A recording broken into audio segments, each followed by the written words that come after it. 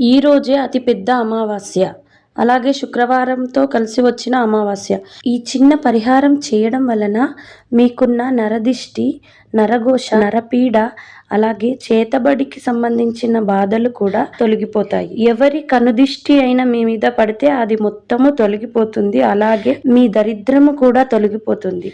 ఇప్పుడు నేను చెప్పబోయేది పరిహారాన్ని ఖచ్చితంగా అందరూ ఈరోజు సాయంత్రము నైట్ 9-10 అయ్యేలోపు కూడా చేసుకోవచ్చు. అన్నం వండిన తర్వాత ఎంగిలి చేయకముందు నిండు కుండగా ఉన్నప్పుడే అందులోంచి కొద్దిగా అన్నం తీసుకొని ఆ అన్నాన్ని 3 ముద్దలు చేసిన తర్వాత ఒక ముద్దకి పసుపు, ఒక ముద్దకి కుంకుమ, అలాగే ఇంకో ముద్దని అలాగే ఉంచాలి. అలాగే దానితో పాటుగా ప్లేట్లో కొంచెము గల్లుప్పు కూడా తీసుకొని అందులో కొంచెం ఆవాలు తీసుకొని ఇది ఎవరికైతే మనం తిప్పాలనుకుంటున్నామో వారి మీద నుంచి తిప్పి ఇవన్నీ తీసుకొని వెళ్ళి బయట ఎవరి తొక్కని ప్రదేశంలో పడేసి రావాలి.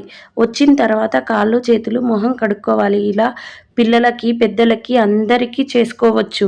ఇలా చేసుకోవడం వలన వాళ్ళ ఆరోగ్యం కూడా బాగుపడుతుంది.